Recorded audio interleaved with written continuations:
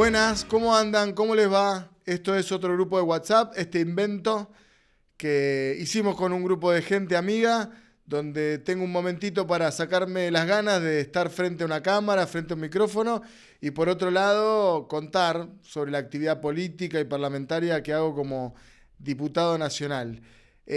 Vamos, 7, 8, 7, este es el séptimo, 7 programas consecutivos, 7 semanas, viva la constancia, que sirve mucho y de la cual aprendemos. Esta semana es una semana quizá la más dura para el gobierno. Ya habíamos dicho la semana anterior que había sido una mala semana para el gobierno de Javier Milei, pero sin lugar a dudas, esta semana fue aún peor, ¿no? ¿En qué sentido? Bueno, en principio, lo que ocurrió alrededor de los temas vinculados a los alimentos y el Ministerio de Capital Humano, las renuncias dentro del Ministerio de Capital Humano, que tienen que ver básicamente con dos cosas. Por un lado, lo que señaló y llevó a la justicia Juan Grabois respecto de que el ministerio había, de alguna manera, tenía encanutados, ¿no?, muchos alimentos en distintos depósitos y esos alimentos no se repartían entre los comedores.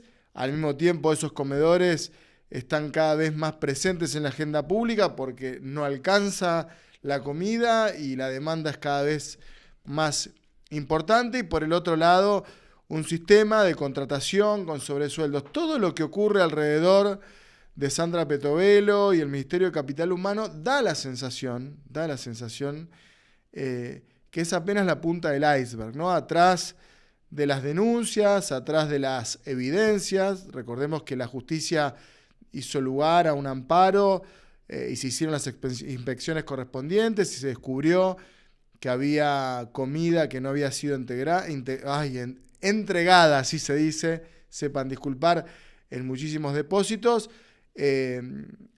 También tiene derivaciones de todo tipo, ¿no? Tiene derivaciones en la interna propia del gobierno, tensiones que podría haber entre Karina Milei y la propia Petovelo, cuestiones que tienen que ver también con derivaciones en la AFI. Bueno, hay todo tipo de especulaciones en relación a esta mala semana del gobierno, que además tuvo un revés muy importante en diputados, ¿no? El pasado martes la Unión Cívica Radical convocó a una sesión especial para tratar la movilidad jubilatoria, es decir, la actualización, cómo se va a dar la actualización de los saberes jubilatorios, cómo va a ser la recomposición de su salario, y fue la Unión Cívica Radical, ¿no? Un sector que favoreció, y creo que es gran responsable de que el gobierno haya podido tener media sanción de la ley Bases, hoy con una agenda que el gobierno no quería, que tiene que ver con cómo se van a actualizar estos saberes jubilatorios. Nosotros de Unión por la Patria hemos presentado un proyecto, pudimos tener dictamen de mayoría incluso en las comisiones que trataban la movilidad jubilatoria. Sabíamos ya en la previa que era difícil que nuestro dictamen sea el que obtenga la mayoría, lo íbamos a votar solamente nosotros y no íbamos a poder contar con apoyo de ninguno de los otros bloques, y es por eso que incluso en la previa se debatió y mucho dentro del bloque del peronismo cuál iba a ser nuestro temperamento en esta sesión convocada por la Unión Cívica Radical. Bueno, finalmente la lógica indicaba que nosotros debíamos acompañar el dictamen de minoría que tenía la UCR y tratar de introducirle a ese dictamen los cambios que considerábamos mínimos indispensables. No es que esta media sanción de esta ley, que quizás tenga también un resultado favorable en la Cámara de Senadores, sea la solución para los jubilados, muy lejos está de serlo, pero sin lugar a dudas se logró una alianza entre el bloque del peronismo, la UCR, Hacemos Coalición Federal y algunos otros bloques, con una mirada bastante conservadora, es decir, sin comprometer demasiado las cuentas públicas y haciendo lo mínimo que se puede para poder, de alguna manera, no solamente que las jubilaciones vayan al ritmo de la inflación, sino que si la inflación la baja el gobierno, como dice que la quiere bajar, y viene una reactivación económica, también se pueda contemplar un índice vinculado a los aumentos salariales y que eso también impacte en los saberes jubilatorios. El dato, y por eso es un revés muy importante para el gobierno, es que esta media sanción se logró con más de 2/3 de los votos. Es decir, que el presidente, si va a vetar esta norma, como dice que lo va a hacer, probablemente se encuentre en un escenario donde el Poder Legislativo, la Cámara de Diputados, consiga más de 2/3 y el Poder Ejecutivo no pueda vetar esa ley y finalmente esta media sanción que hoy tiene la movilidad jubilatoria termine por hacerse efectiva. Hay que ver, esta es la primera vez en mucho tiempo que la Cámara de Diputados consigue un número tan grande en contra del Poder Ejecutivo, ¿no? Desconociendo de alguna manera la línea del Poder Ejecutivo, y como dijimos en más de una oportunidad, esta mayoría circunstancial que se está generando de carácter opositor al gobierno de Milei empieza a mostrar que el gobierno no cuenta con el total apoyo de los bloques que han tratado en más de una oportunidad acompañar al gobierno. Esto es muy incipiente, pero sin lugar a dudas al gobierno nacional lo afectó de mucho. Dicen, ¿no? Les entró la piña por primera vez o en mucho tiempo de lo que pasaba en el Congreso. Estamos todavía en una situación de muchísima volatilidad, digamos, de las alianzas políticas, pero ha sido sin lugar a dudas un revés muy fuerte para el gobierno. En materia de nuestra actividad legislativa, como vengo contándoles, yo participo muy activamente de las comisiones que tienen vínculo con los temas de seguridad. Esta semana el Poder Ejecutivo envió un proyecto de ley para prorrogar un programa muy antiguo, muy interesante, que es el programa de desarme que tiene la República Argentina, donde se le permite a la gente que tiene armas en su poder y que esas armas no están registradas debidamente, entregarlas para su destrucción. También tiene que ver con cómo es todo el sistema de registración de la tenencia de armas. Y el Poder Ejecutivo envió junto a ese proyecto una modificación para que quienes tengan armas que no están registradas lo puedan hacer, ¿no? Y encuentra algunos vericuetos o algunos firuletes normativos de alguna manera para hacer un blanqueo de armas adquiridas ilegalmente. Para nuestro bloque eso de alguna manera empioja, ¿no? Embarra la cancha. Pero más allá de que todavía estamos en una etapa, vino el otro día el director ejecutivo del ANMAT, que es el organismo que regula, entre otras cosas, la tenencia y la aportación de armas de fuego. Pasamos por una situación algo particular, y esto también para contárselos a ustedes, ¿no? En muchas oportunidades, la verdad que es mucho el laburo que tenés que hacer de estudio, porque además el Poder Ejecutivo nos llena de temas para estudiar desde la ley base, pero hay un sinfín de proyectos de ley dando vueltas en el Congreso, y en el área de seguridad Patricia Bullrich es muy activa, digamos, ¿no? Ya creo que estamos como en el 7º proyecto de ley que manda el Poder Ejecutivo y que las autoridades de la Comisión de Seguridad o Legislación Penal ponen en consideración del resto de los diputados. Pero muchas veces los diputados llegan sin estudiar los temas, ¿no?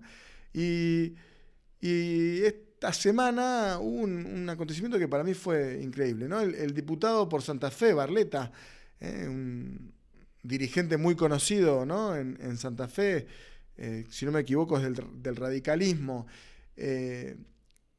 fue a la comisión y empezó como a discutir temas que estaban absolutamente resueltos, como si no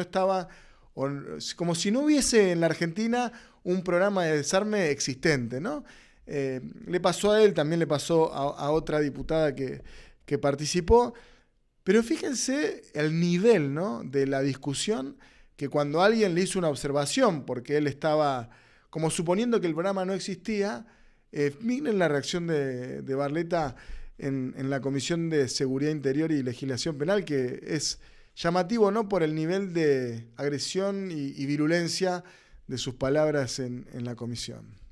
el gobierno en aquella oportunidad, gobierno de los señores que acá parecen no entender. Ahí Matías Molle le dice, ahí está demostrando lo que es, ¿ves? Ahí está demostrando. Si tuviera un arma me estaría pegando un tiro. Perdón. Si tenés, escondé el arma. Escondé el arma, dice, si tuviera un arma me hubiese pegado un tiro. Bueno, estas son las cosas que a veces la gente no puede ver porque no está dentro de las comisiones. Todo esto ahora está en YouTube, así que cualquiera puede acceder a esa información.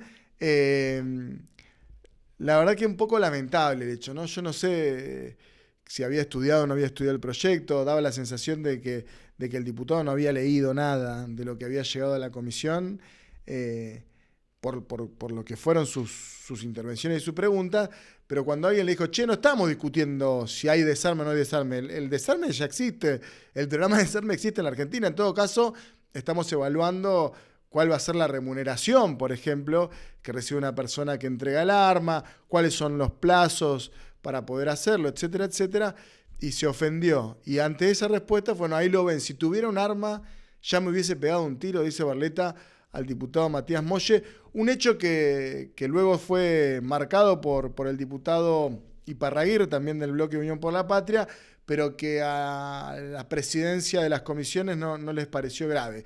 Me da la sensación de que esta no es la forma de discutir los temas. Antes de pasar a la entrevista, está llegando Martín Rodríguez. Ese es poeta, es escritor, es analista político. Lo ven siempre en Gelatina con Clemente Cancela y lo pueden leer también en Panamá Revista. Antes de pasar a la entrevista, les quiero recomendar una nota que está también en YouTube, que le hicieron hoy Reinaldo Sietecase y Ernesto Tenenbaum a Emilio Monzó.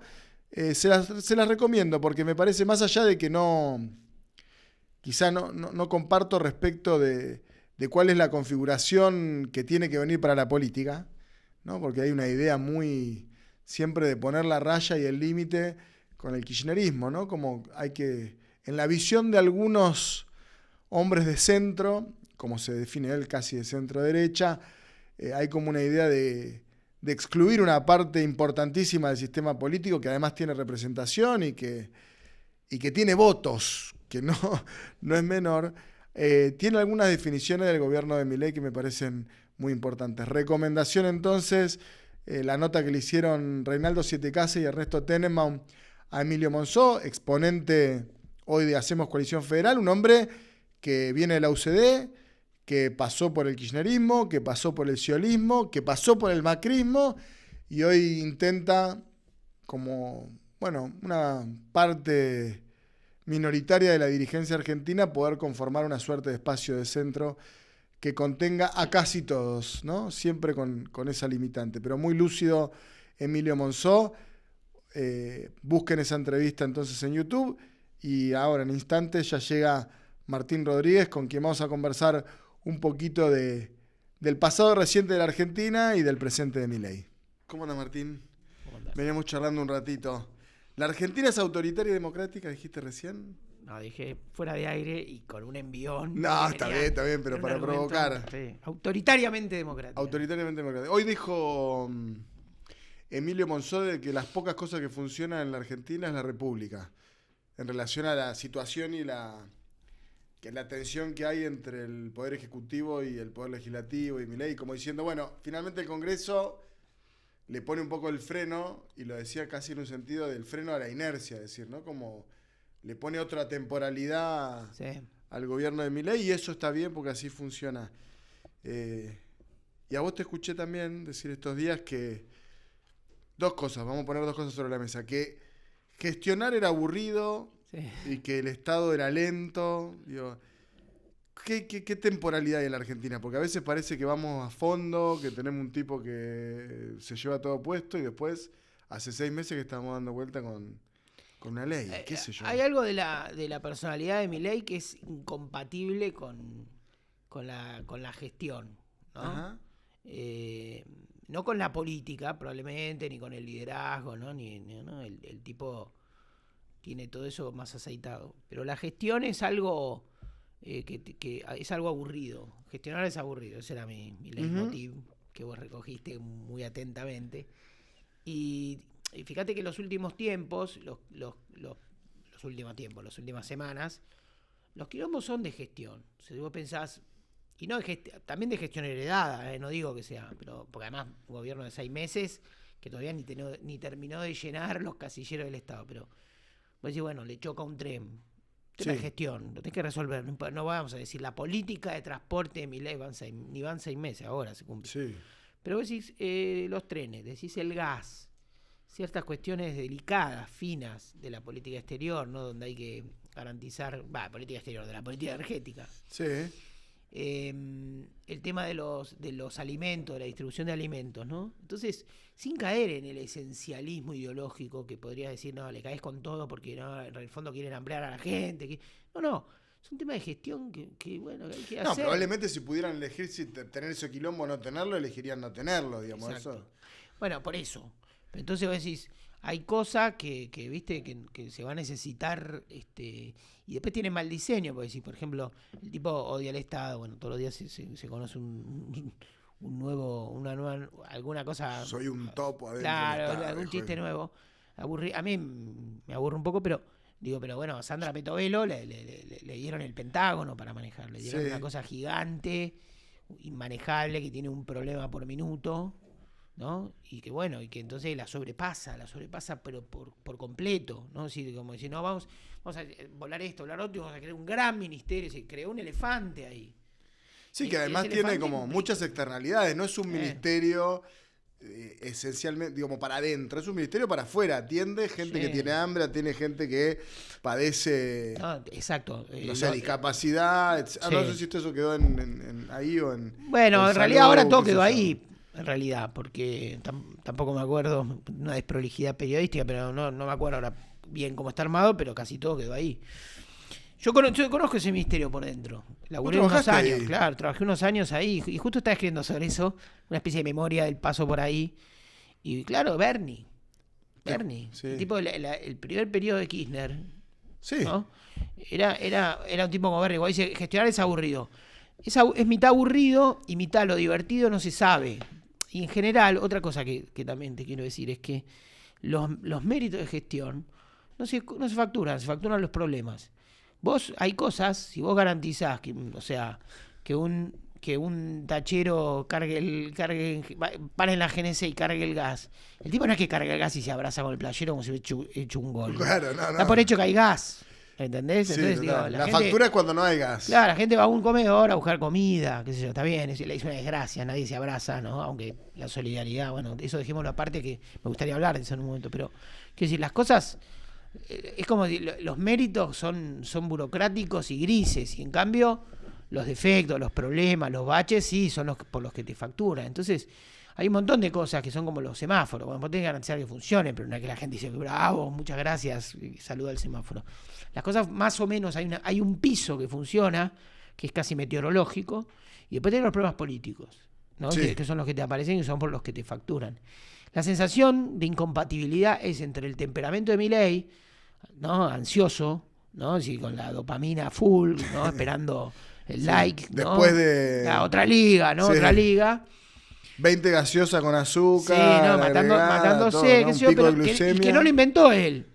Porque cuando te describían cómo funcionaban, por ejemplo, la gestión de Kirchner, te decían lo mismo.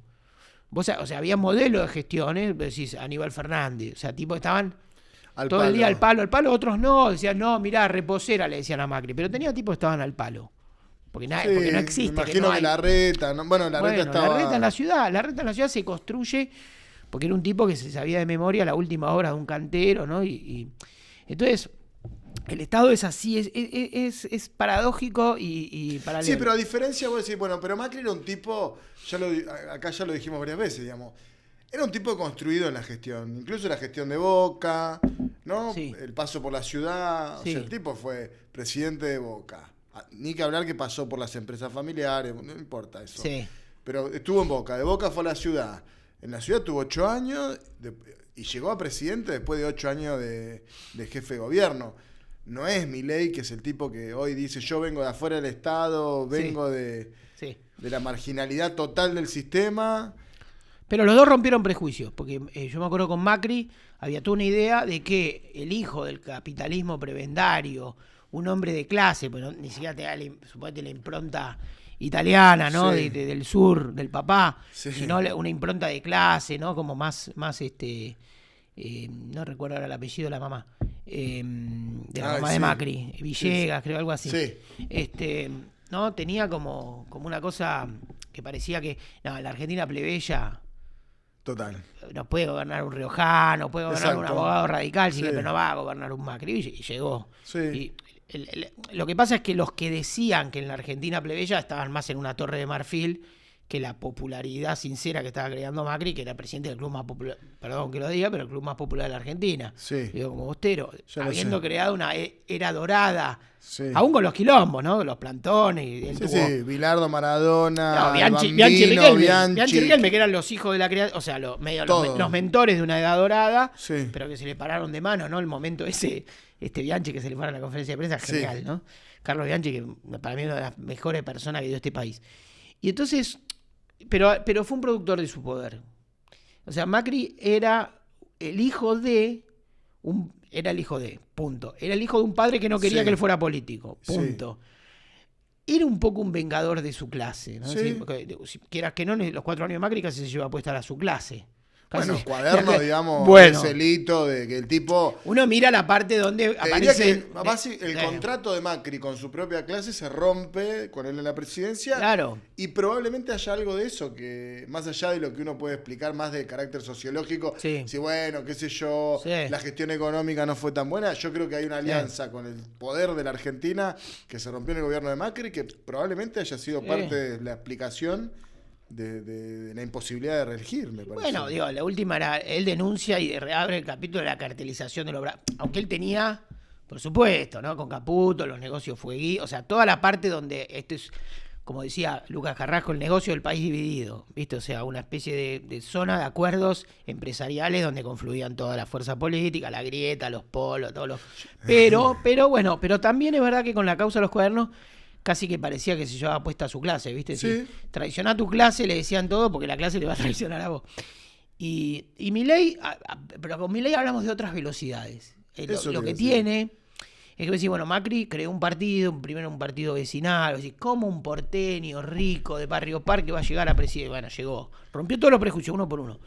Pero lo fue haciendo en el tiempo. Macri es un tiempista. Acordate, última cosa de Macri. Acordate cómo lee... Me voy anotando un montón de No, cosas. él lee el conflicto del campo. Es decir, Macri entiende Sí. una parte de que no entiende, o sea, cuando nace el antikirchnerismo, casi anterior al kirchnerismo, digamos, en el sentido de una estructura de sentimientos, ¿no? De gente Sí, que compartíamos que mucho detestaba. nosotros en ese momento, 2008, 2009, claro, ¿no? tuvimos...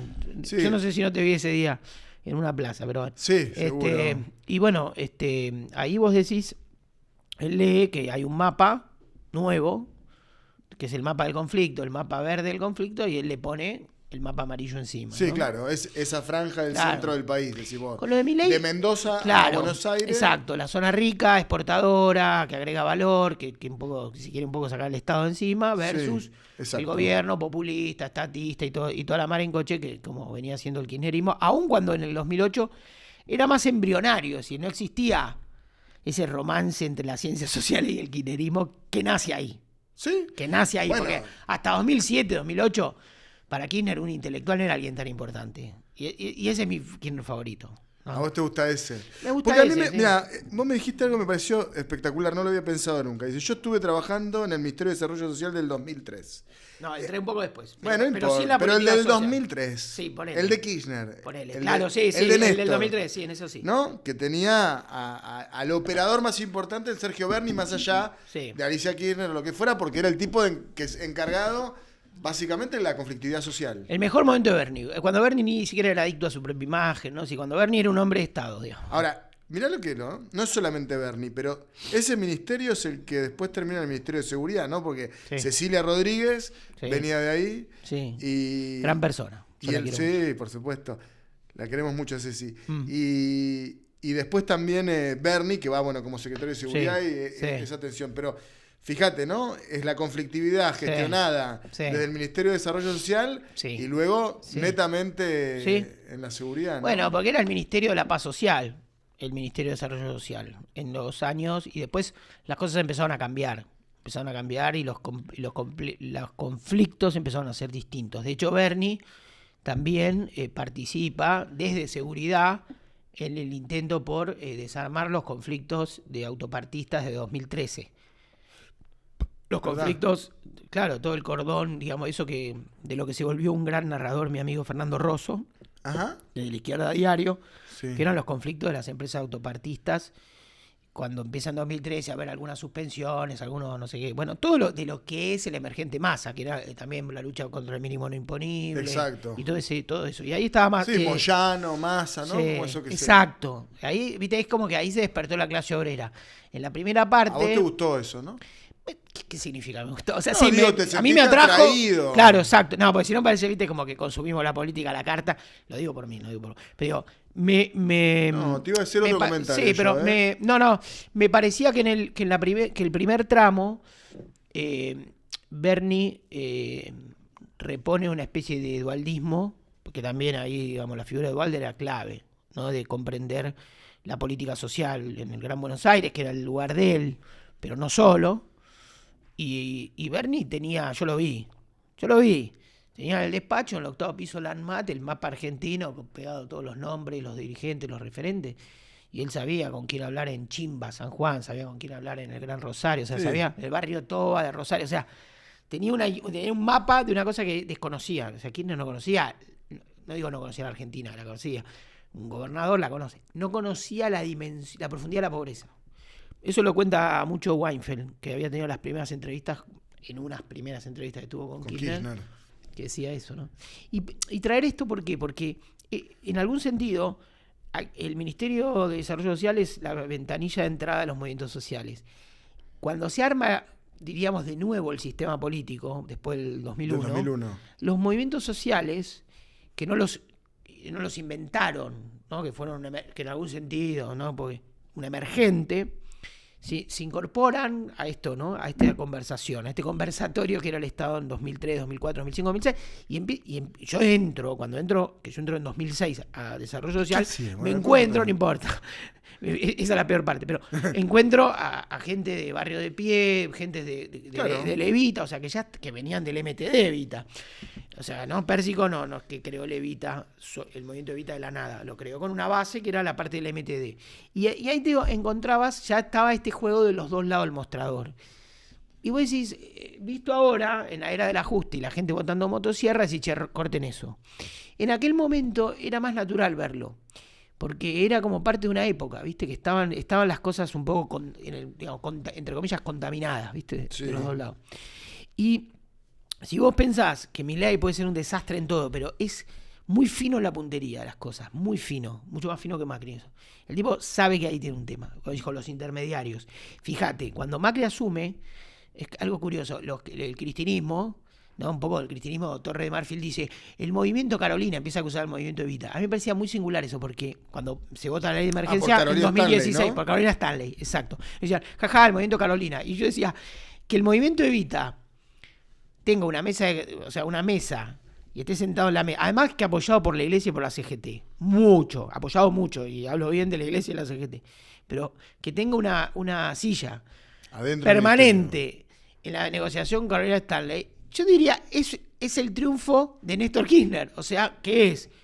Porque los gobiernos cambian, la democracia cambia, es que esos movimientos sociales formen parte de la mesa del poder. No, bueno, es decir, como si especie de bandorismo social. Kirchner, claro. Claro. Delía, ¿no? Como... Claro, entonces el cristinismo, que un poco reescribe la historia cada 10 minutos, en esa versión decía, no, claro, el movimiento Carolina. Están hablando bien de Kirchner, no están hablando mal de Kirchner, diciendo, sí, irónicamente, cínicamente, el movimiento Carolina.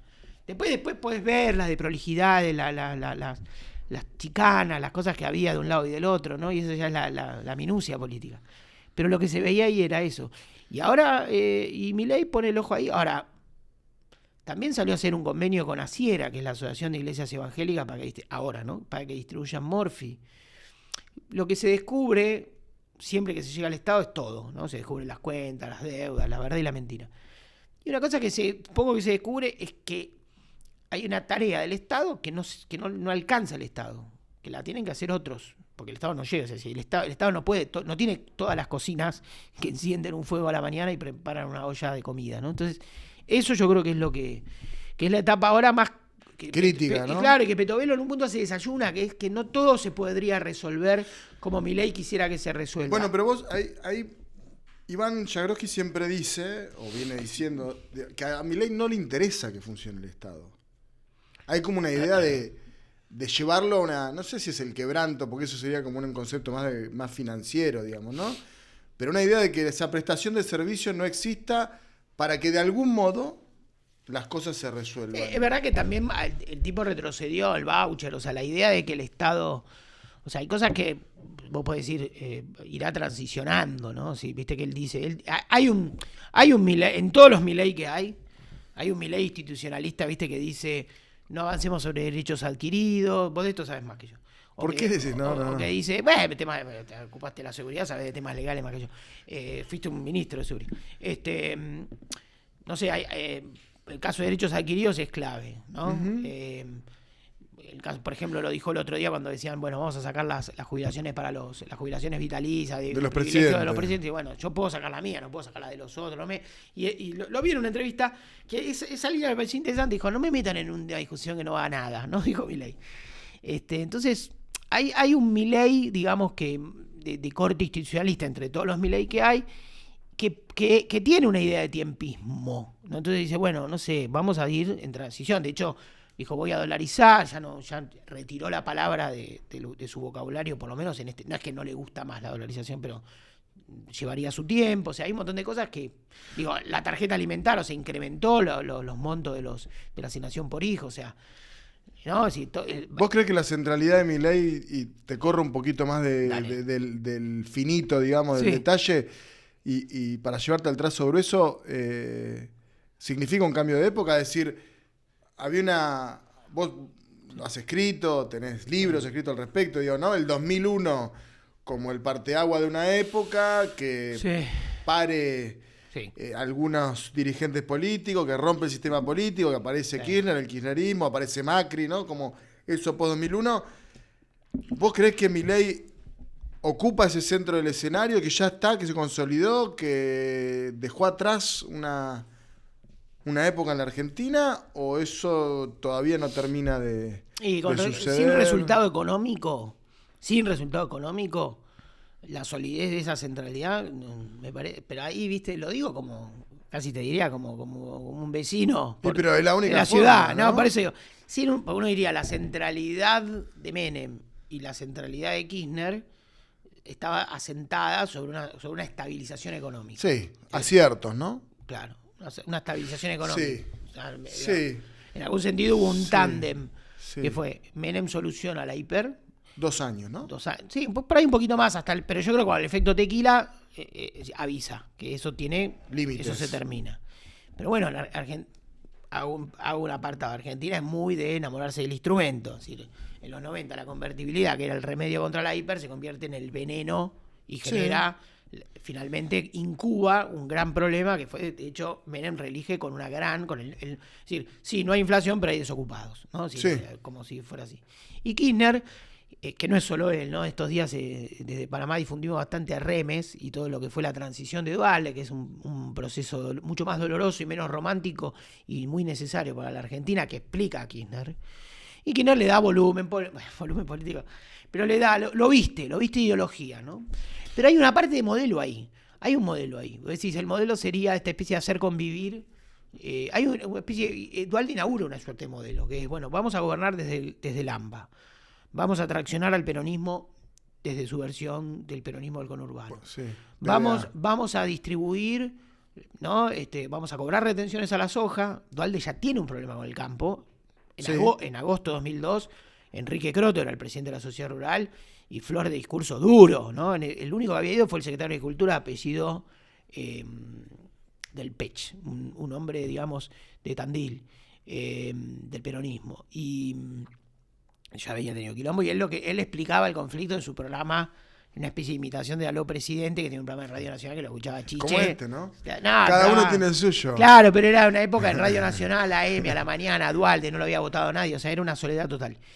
Y trató de explicar lo que éramos las retenciones. Pero en eso, y el plan jefes, entonces decís, bueno, los huesos de esa segunda transición estaban con Dualde. Y Kirchner le da. Pero Kirchner aprovecha, incrementa toda la recuperación económica. Y esos fueron los dos momentos de la economía en la democracia donde uno sentía que la política gobernaba la economía. Y después empezó a despechugar todo. Tal vez con mucho acierto político en procrastinar la crisis, ¿no? Si lo que vivimos a partir de 2011, para ponerle una fecha, que es cuando todo el mundo coincide en decir no se generó más empleo privado y la economía volvió a crecer, salvo ese serrucho, qué sé yo, que es, a partir de ahí estamos viviendo la agonía de esta época, ¿no? Entonces, contra lo que va Milei, pareciera ser es contra esa especie de decadencia lenta y en pendiente, ¿no? Es decir, eso que empieza en el último gobierno de Cristina, en el gobierno de Macri, en el gobierno de Alberto, y ¿no? Que es esta especie de tres gobiernos enteros que no tocaron nada. Hasta hace poquito, no sé, yo venía escuchando, incluso hasta repitiendo la idea de que Milei no es la consecuencia de los 4 años de Alberto Fernández, sino más bien de los últimos 8, ¿no? Y vos agregás también 2011, 2015. Sí, lo agrega todo el mundo, además, ¿no? Digo, no es por un anticristinismo vocacional, es porque lo agrega, o sea, está dicho que los últimos 12 años de la... Sí, de la hay temas de carácter objetivo. Claro, después obviamente cada gobierno carga la suya, ¿no? Es decir, Macri armó un sistema de endeudamiento, o sea, entiendo yo, así por eso que hablo un economista, pero de algún modo reemplazó emisión por endeudamiento hasta que se le abrió la ventana del avión, ¿no? Porque en un momento se le cortó el chorro de deuda y 2018 y 2019 fueron 2 años tremendos. Tremendo, todo el mundo mirando de reojo donde iba, miraba cuánto está el dólar, ¿no? O sea, ahí empezó, o sea, se aceleran procesos, pero la cosa venía en pendiente. Y como si dijeras, finalmente el modelo que había quedado el 2001, salvo ese interregno de Kirchner, que fue muy bueno, era como no estallar. Estaba dado por una especie de consigna implícita, que no estalle. El paz social, ¿no? Claro, que no estalle. Entonces, no va a haber corralito, pero va a haber cepo. Es como si dijera, el Estado nunca más te va a robar los ahorros, no te va a dejar ahorrar, ¿no? Es decir, como si hubiese un... Entonces es como, en esos años, viste, como parafraseando la peli, viste, querida, encogí la sociedad, ¿no? Es decir, achiqué todo para que no haya quilombo. Entonces, hay planes, hay emisión, no crece la economía, no hay crédito, ¿no? Es decir, fíjate que para mí había un gran narrador del kirchnerismo, que no era, viste, carta abierta, que era la pareja del Galicia. Cierto, sí. El consumo, ¿no? Claro, las cuotas. Que venía con una inercia, ese consumo que había. Y fíjate que se extinguió. Y no es porque Paola Barrientos, que de repente, como era feminista y era de izquierda, sí, está buenísimo el mate. Sí. Entonces ahora odiaba su papel. En algún sentido, eso puede ser. Se compagina con la extinción verdadera y es que los bancos no sirven para nada. ¿Para qué te sirve un banco? ¿Qué te da un banco? Te da nada. Te da nada un banco. Te da un crédito para qué? A la clase media. A la clase media, que es de algún modo el motor de la historia, ¿no? Como decía hoy leí una entrevista buenísima a Gustavo Carrara que decía, la clase media se empobrece y genera un efecto de empobrecimiento sobre los sectores populares, que es de donde saca mucha... Entonces digo, para la clase media, ¿para qué sirve un banco? Cumplimos 20 años de la crisis entre 2001 y 2021 con los bancos vacíos, y no es por efecto de pandemia, porque nadie va a un banco, los bancos estaban en otro juego, ganando la guita, con las cuentas sueldo, con los lelé, con esto y lo otro, y no le sirven de nada, son un instrumento. Por eso en algún punto, estoy saltando de tema en tema, pero ya que vengo con este envión, por eso en algún punto la pelea entre modo y Mercado Pago, ¿viste? O decir, que gane Mercado Pago. Que los haga. Además se juntaron todos los bancos para luchar contra un monopolio, ¿no? Todos los bancos. Que los haga mierda. Galperín, ¿entendés? Que es el especie de jefe de la economía popular real. Hay un poco, ¿no?, de nuevas peleas que uno no sabe exactamente de dónde pararse, ¿no? Porque vos decís... No, yo ahí me paro contra los bancos. Sí, pero eso digo, eso es una posición. Bueno, quiere decir que le compro todo, ¿viste? Le compro te entiendo. El auto usado a Galperín, no sé. Digamos que hay una cosa, ¿no?, de defender el Estado. A mí me pasa, yo tengo Banco Nación, ¿no? Porque soy empleado público hace muchísimos años. Claro. Desde el año 2009, creo que. Claro. Soy usufructo de eso desde el 2009 cuando entré en la PCA. Entonces pasamos al Patagonia, porque al principio cobrábamos el Banco Patagonia. Sí, me acuerdo. Después pasamos... Sí, eso venía todo de Santa Cruz. Sí. No, venía de Santa Cruz. pero pasamos al Banco Nación y digo, modo lo asocio con el Banco Nación y digo, un poco me paro en un lugar de, esta es mi camiseta, ¿viste? No, está Defiendo bien, la los nuestra. bancos, pero bueno, pero son bancos. Pero nada, son los otros bancos. Lo que le rompe las pelotas no es a Banco Nación, No, lo que le rompe las pelotas a, no sé, al Macro, al Superville, al Galicia, ¿no? Que es el más importante, creo, ¿no? Les rompe las bolas a esos bancos.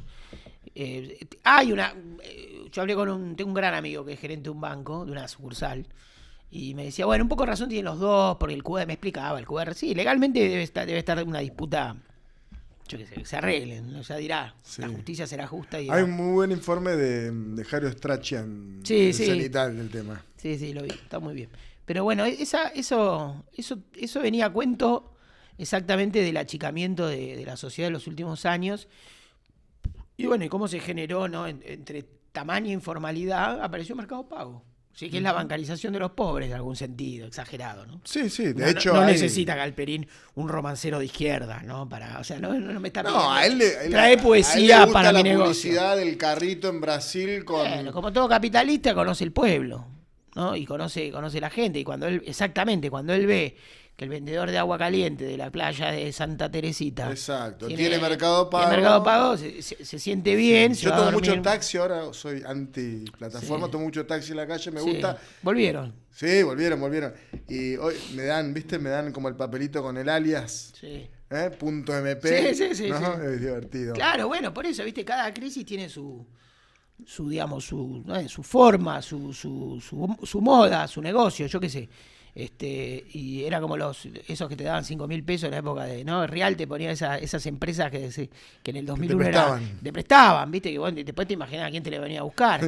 Venían 4 Rottweiler y, ¿viste? Morosos incobrables. Y bueno, y ahora es esa, ¿viste? Es esta. Y la sociedad, vos hablaste de la sociedad que entiendo, decís, está más chica, como conceptualmente. En términos patrimoniales, ¿no? Sí, en términos sí, patrimoniales. Sí. O sea, vos decís, es lo que pasa en la Argentina. Decís, ¿el saldo democrático cuál es? Y bueno, qué sé yo, en un sentido le dieron todo el bronce que pedía.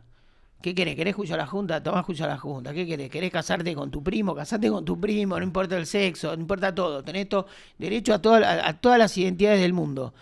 Y un crédito, no, flaco, eso te lo debo. ¿Entendés? No hay oro. Hay bronce, no hay oro. Entonces, la democracia tiene una deuda económica. Ahí te voy a decir un poco, mira, así como dijiste que a Kirchner hasta no sé qué año no le interesaban los cientistas sociales, digamos, la gente. Pero te voy a decir, generacionalmente nosotros como generación estamos mucho mejor que las que siguieron a los nuestros. Digamos. Yo entré a la facultad en el año 2000, siempre más o menos cuento lo mismo. Pasé el 2001 en Ramos Mejía en Ciencias Sociales, con el recorte, a la educación pública, a los jubilados, qué sé yo, no teníamos mucha expectativa, honestamente. No había una idea de futuro romántica, cero, bastante pesimista, y sin embargo nuestra generación... Nuestras facultades se vaciaron, ¿viste? Sí. ¿Viste que Sociología no hay nadie. No hay nadie. No estudia nadie sociología. Nadie. 30 alumnos me dijeron el año pasado. Eso es... En política hay un poco más. No me preocupa. A mí debería, ¿viste? Porque uno dice... No, habla de la época, no es preocupante. Claro, no, porque además Piglia decía de Menem en el 89, 90, decía, Menem es un político que quiere un país donde él no haga falta, ¿no? Como si quiere ser el último gran político de un país, no sé, entiendo el argumento. Y uno diría, más de mercado, decís un claro, país, más de gestionadores, pero políticos profesionales. Gerencial. Claro, exactamente. Pero era bueno el argumento. Y uno diría, bueno, un poco era lo mismo. Uno quería ser el sociólogo de un país que pudiera desarrollarse y que ya no necesitara tantos sociólogos, sino ese superávit de las ciencias sociales, bueno, ¿no? Como decía Rafael Bielsa, país sobrepensado y subejecutado. Exacto. ¿No? Si necesitamos... ahí sí banco Alberti.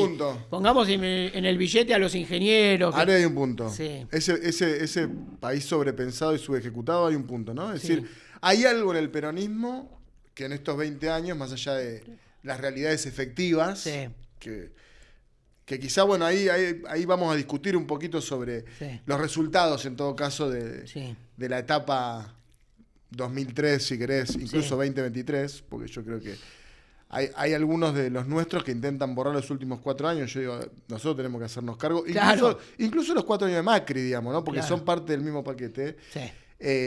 En esa trayectoria de este tiempo a esta parte, tenemos que pensar también ¿qué sociedad es la que imaginan los pibes que vienen? Nosotros estudiábamos ciencia política o sociología, lo que fuera, porque creíamos que esas eran las herramientas para interpretar la sociedad. El otro día vino Ofelia y dice, a mi generación le interesa Internet y la guita. Nada más. Esa sociedad está de alguna manera bien interpretada por Milei. Digo, mercado pago, las apuestas online, las criptomonedas, algo de las plataformas. Digo, a nosotros, no sé, qué sé yo. Yo en el 2001 estábamos enamorados de las asambleas, qué sé yo, ¿no?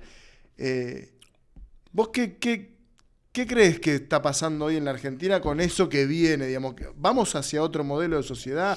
Esto que decís vos de los que estudiábamos ciencias sociales, como lo que había para la época que estudiar para poder, no sé, insertarse en un modelo de sociedad, transformarla, lo que fuera. Hoy, ¿vos ves algo? Fuiste un relator muy importante, ¿no? Vos decís, bueno, ¿quién escribió? Relator. Sí, puede ser. A ver... Incluso con... Te agradezco un montón, no sé si me... Son 20 años de hablar sobre la Argentina. Sí. Yo creo que nos volvimos todos muy... Hoy en política hay una gran ponderación sobre verla, ¿no? Verla, ¿no? El que la ve y el que no la ve. Bueno, es palabra oficial. Sí. ¿No? Si no la ven, ¿no? La ven, no la ven. Eso. Pero eso se derrama, ¿no? Es decir, todos los que no la ven. Hay hoy por hoy, ya a esta altura, casi un lugar común que repite esta especie de estamos frente a lo desconocido, ¿no? Frente a lo político desconocido y frente a la sociedad desconocida, suponete. Bueno, me da la sensación de que la política, y sobre todo, entendiendo así, los que tienen más responsabilidad política, los que se dedican 24/7 a preservar sus instrumentos de poder ¿no? Con mucho celo y con mucha dedicación. No es todos, no hay una igualdad, ¿no?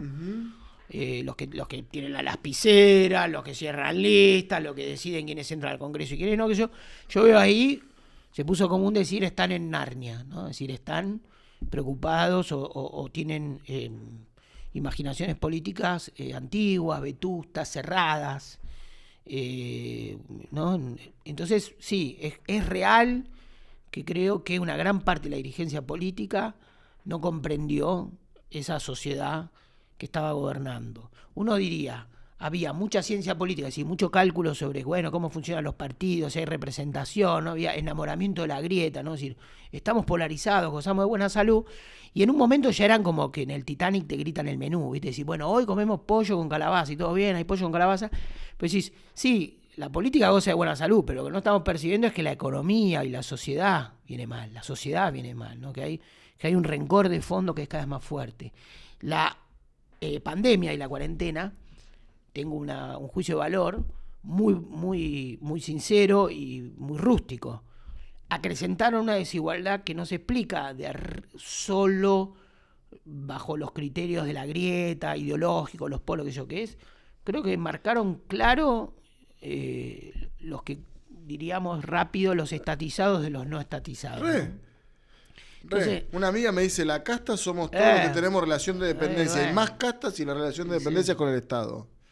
Sí, pero sobre de un camionero del Estado. Porque de un camionero a un investigador de CONICET, digamos. Sí, ¿no? Pero sobre todo el del CONICET, sobre todo cierta gente que tiene, ¿no? Que apareció como tomando decisiones o siendo beneficiaria o siendo privilegiada y que además, casi diría, citando a mi querido amigo, nuestro querido amigo Pablo Touso, ¿no? Como... Y no por hacer antiprogresismo como si uno fuera no sé quién, ¿viste? Pero digo, hay algo de casi de haber convertido al progresismo en una especie de clase social, ¿no? En la que no ve sus privilegios y solo ve, ¿no? Es decir, homologa sus beneficios como si fuesen derechos, ¿no? Es decir, hay gente que no terminaba de discernir si lo que quería era que vuelva el Estado, sí, o que vuelva su cargo, qué sé yo. Exacto. ¿No? Es decir, había algo ahí. Lo estoy diciendo así un poco desprolijamente, pero había algo ahí de fondo, que la cuarentena, que esta cosa, quédate en casa, y decir, che, pero ¿en qué casa se queda la gente? ¿No? No, vamos a poner un IFE y se te anotan el doble, o no sé, calculaste 6 palos, 7 palos, se vinieron 9, 10, 11, 13 palos. En un momento, viste, decís, y acá, ¿no? La Argentina enamorada del instrumento, ¿no? Aislamiento social preventivo, ¿viste? Tenemos al profesor, ¿no? El profesor Alberto, que te toca una delito nevia y te caga un poco a pedos. Y entonces se enoja con los runners, pero como yo no soy runner, no me enojo. Después se enoja con los padres. A todos le metíamos un prejuicio, no, primero son los runners porteños, los que corren por los bosques de Palermo, los padres, claro, seguro son de zona norte, de chicos de escuela privada, carísima. A todos le metíamos un prejuicio de clase. Y en el fondo lo que no vimos, creo, y no vieron, en la propia dirigencia, que además en eso sí tenían acuerdo.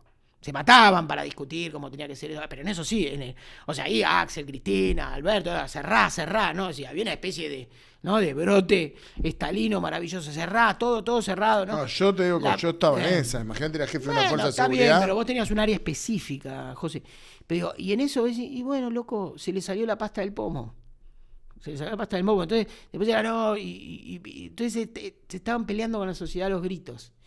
Y eso, digo, por eso a Alberto la popularidad le duró un otoño. Vos decís, no, fue el vacunatorio VIP, hecho impresentable, ¿no? De todo ese episodio, digamos que. Lamentablemente se llevó puesto un gran ministro, pero bueno, fue una cosa. Sí. No la vieron. Es decir, ¿qué es lo que empezó a no ver? El gobierno no empezó a ver que estaba hablando y que estaba exhibiendo, no solo en el cumpleaños VIP y en el vacunatorio VIP, no era que vacunan a Berbisky, le hacen el cumpleaños a Fabiola, no era solo eso era como si fuera la frutilla del postre. Sí. Empezaron a ver que todo estaba un poco exhibido, que todo estaba un poco culo al aire. Sí. ¿Entendés? Que el tipo que te decía, vos quedate en casa, decía, che, pero vos de dónde cobrás. O sea, que se te empezaba a parar de manos cualquiera porque la economía era, no, el informal tenía que salir. Sí, digamos que ahí Milei aparece efectivamente como un emergente de esa calentura. Y por ¿no? supuesto, y también. Milei y Patricia Bullrich, los dos, ¿no?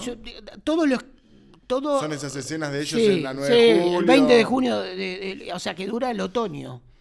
¿Viste? Llegó el invierno y se acabó. Se acabó la estrella de ese, ¿te acordás? Esperábamos los viernes, aplaudíamos a las 9. Entonces, ¿qué pasó?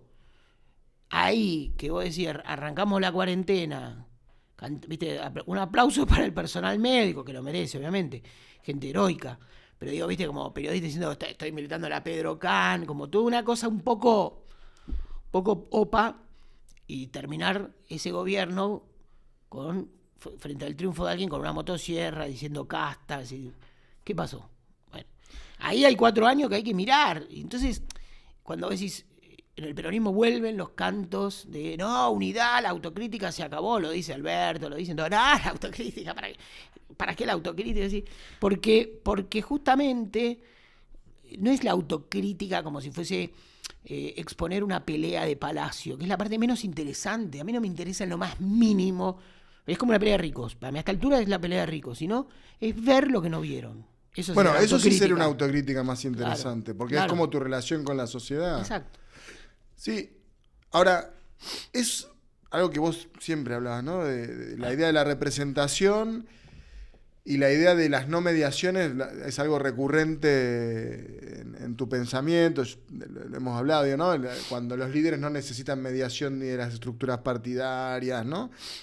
Cristina hablándole a la sociedad, el propio Macri también en algún momento, Milei ni hablar. Uh-huh.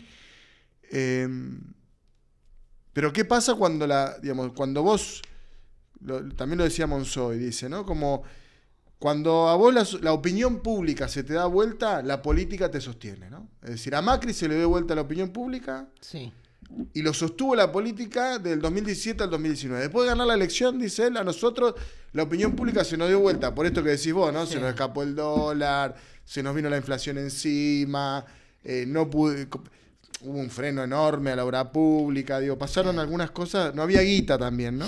Uh-huh. Dice, pero la política, nosotros la política lo sostuvo Macri. Y cuando dice la política, principalmente, por supuesto, en aquel momento Juntos por el Cambio. Sí. O Cambiemos.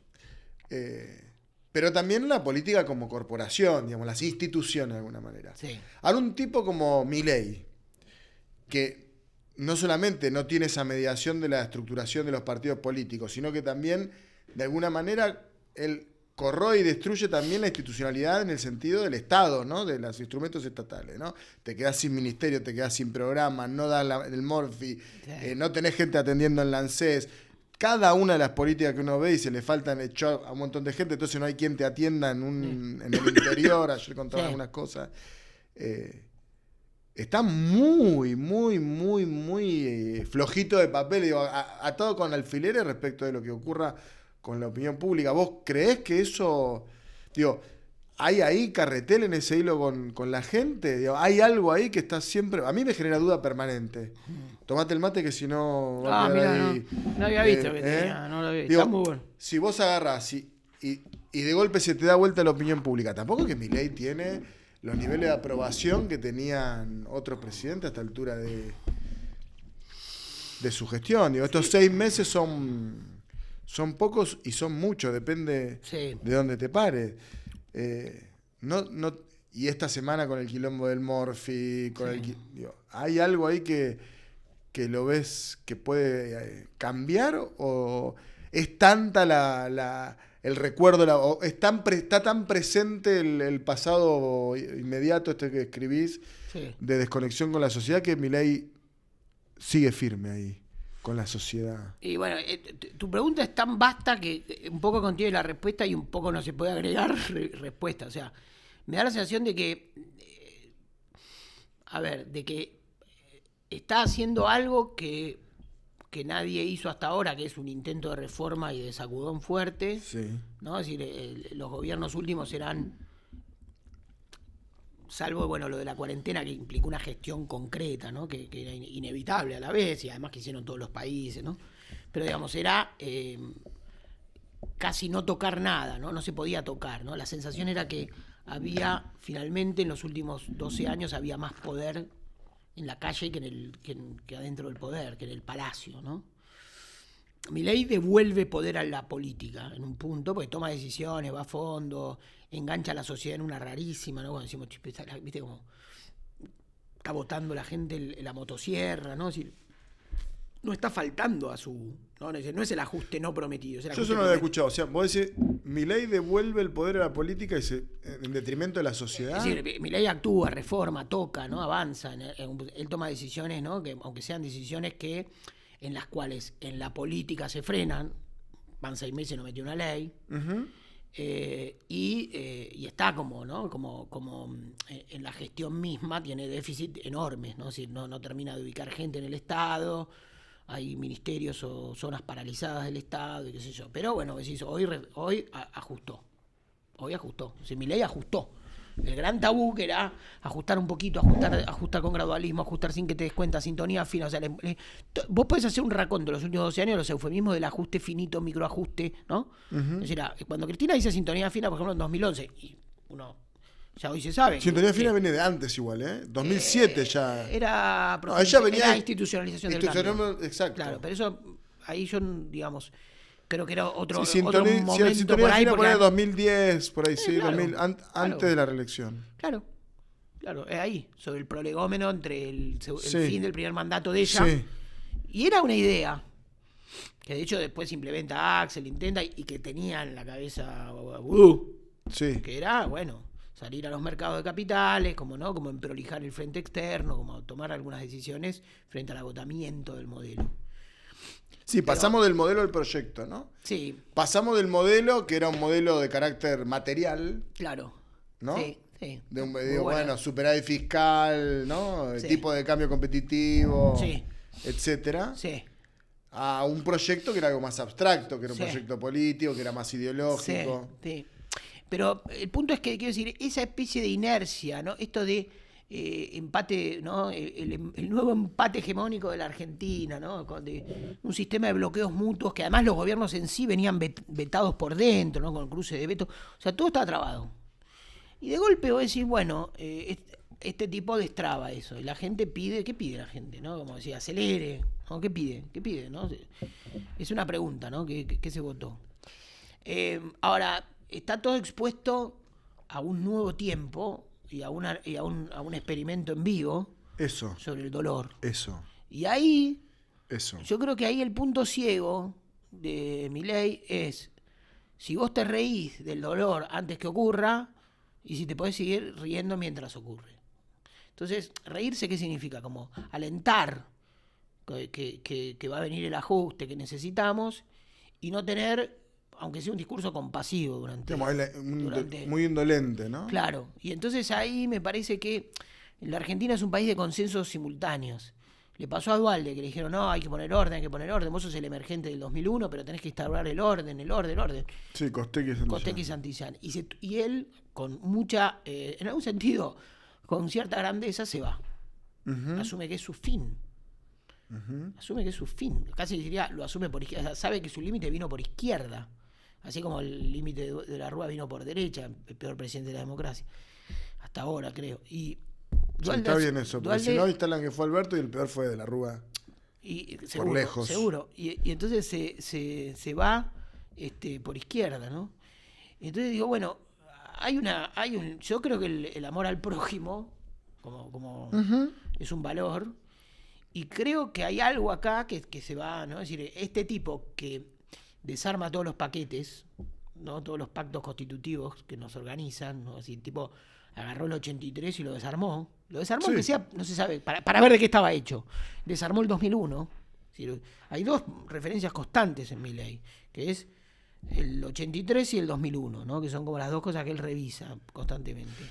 Y hay una que creo que está en el fondo. Cuando vos, hay un libro del investigador, trabajador social, Nicolás Rivas, que trabaja sobre la reconstrucción de ciertas políticas sociales durante el fin del siglo XIX, ¿no? Es decir, ¿en qué estaba la élite tan mentada por Milei? Bueno, por ejemplo, para los trabajadores sociales, que conozco mucho ese mundo, la creación de la visita domiciliaria, que era una institución, que eran los tipos que en nombre del Estado golpeaban la puerta y decían, bueno, a ver cómo viven los pobres, en los conventillos, en las primeras villas y todo eso. Y hacer informes, escribir un informe social y tomar decisiones. Y el Estado tomaba decisiones. De hecho, el orden conservador es dador de una obra pública inmensa. Vos cuando mirás el edificio Bernasconi y la maternidad Sardá, pregúntate cuándo se hicieron. O sea, el peronismo no inventó la obra pública, probablemente, y este investigador que es peronista toma mucho lo que fue la Fundación Eva Perón. Pero hay un antecedente monumental de escuelas y de hospitales. Entonces, ese aspecto era como había una sensibilidad. Una sensibilidad, y ¿no? vos eso no está ahora. Yo no lo veo. A mí no me gusta que no, o sea, no es que no me gusta que no esté, es como una frase muy obvia. Es decir, yo creo que es muy constitutiva de la Argentina. Creo que es constitutiva de una tradición. Incluso una tradición migrante. O sea, nuestros abuelos fundaron, fueron parte de sindicatos, de asociaciones de mutualismo. ¿No? A mí lo que me da la sensación. No solo proletarios. A mí lo que me da la sensación es que el tipo, digamos, siempre, el peronismo inclusive tuvo vocación de reconocimiento de una tradición argentina que le era incluso más grande, ¿no? Es decir, así como también hay una idea de no sé si de refundación de algo, pero digo, en el peronismo, en cada uno de sus gobiernos, ¿no? Con Perón, con Menem, con Kirchner y con Cristina, si bien hay una idea, ¿no?, de que empezamos algo nuevo, también había una idea de reconocimiento de un pasado contradictorio que podía ser formar parte de la identidad argentina. Exacto. Hay algo en Milei que es anti-argentino. Sí, boludo, que te desterritorializa. Claro. Porque vos decís, el último Perón, que es, si vos querés, mi favorito, por decirlo así, medio pelotudamente, el último Perón es un Perón que en la reconciliación con Malvinas, en todo el sistema de reconciliaciones que hace, se reconcilia hasta con Osvaldo Pugliese, digo, sí, total. Se reconcilia medio país, ¿no?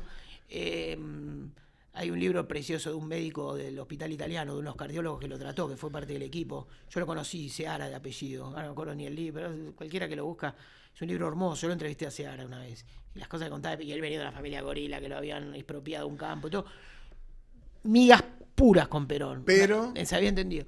Pero decís, Perón se reconcilia con la Argentina, y dice, para un argentino nada mejor contra Argentina.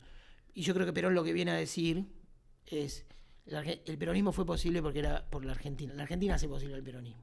Ajá. ¿No? Es decir, hay algo en la raíz, ¿no? Entonces, esa argentinidad, por ponerle un nombre, es un aspecto más profundo, que es contra el que se pelea al final Milei, y que creo que y que no está ni en o sea, que a mí la casta no tengo ninguna piedad por gente que hace 20 años que se viste de rebelde y hace 20 años tiene chofer, que se afanó todo, ¿viste? O sea, a mí la casta, matala a la casta si querés. Pero lo que digo es, la parte más profunda de eso, ¿no? De la tradición de lo público, que no es tanto lo del Estado, que tiene que ver con la solidaridad. En Argentina, viste, qué sé yo investigo la historia de mi bisabuelo, viste, fundó la Sociedad de Pilotos Prácticos, viste, o sea, todos tenían un asociativismo, ¿no? Sí, digamos, hay un gen solidario ahí, ¿no? Hay un gen solidario en la historia de la historia sindical, en la historia del mutualismo, Exacto. en la historia del socorro mutuo, ¿no? Como concepto general. Claro. Sí, eso está. Pero lo que pasa es que Milei aparece de verdad como, viste, cuando él dice que es el máximo exponente de las ideas de la libertad en el mundo. Y es verdad. Sí. Yo considero que es verdad. Ahora, ese núcleo de gente es mucho, es mayoritario, ¿no? Pero que él sea hoy. Frente a ese rótulo, también es claro que el déficit de gestión es porque le dicen, ni la presidencia argentina, y te decís, bueno, puesto menor. Exacto. Es el segundo que diría puesto menor. Exacto. Porque sí, con Mañeto. Porque, viste, con un sentido, bueno, la Argentina me queda chica, ¿no? Si vos tenés esas y después está el pueblo de Milei. En eso, obviamente, ya se volvió.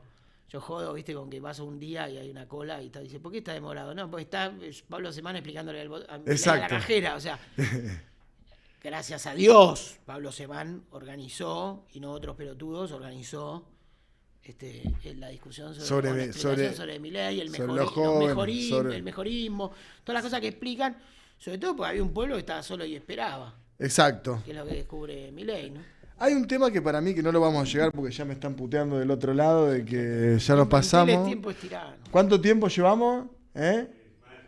Más de 50 minutos. Habíamos dicho 45. Bueno. Pero que para la próxima, y te lo dejo picando, digo, decime cosas buenas de Cristina. Porque, no, en serio te digo, porque yo creo que en algún punto es un tema de tensión en tu explicación de la Argentina contemporánea. Cristina es una mujer de Estado. Yo creo que en ese sentido produjo su propio poder y sorteó una situación que fue cuando muere Kirchner, rearma su propio poder y rearma un poco pero no porque había doble, o sea, no en la tensión entre ellos, creo que una sociedad política, ¿no? Como hay muchas sociedades políticas, sí. La de Dualde y Chiche, hay un montón de sociedades políticas, la de Milei y la hermana. También es una sociedad política. Dicen, ahora son todos moralistas, ¿viste? A ver si cogen, ¿qué me importa? No sé, boludo. Bueno, preferiría no enterarme de nada de eso, ¿no? Mejor. Ahorrámelo. Pero son una sociedad política. Y yo creo que Cristina armó el poder, armó su poder propio y está un poco tatuada por el siglo XXI, ¿no? Es decir, impulsó leyes y construyó su propio pueblo, ¿no? Es decir, en la política argentina gana el que arma un pueblo, a priori, ¿no? El que arma un pueblo. Y uno diría, Macri armó el suyo, ¿no? Decíamos, Macri miró en profundidad el conflicto del campo, ¿no? Cristina miró una juventud naciente, un sector, los que se referenciaban con Néstor, los primeros beneficiarios de ciertas políticas sociales, el progresismo.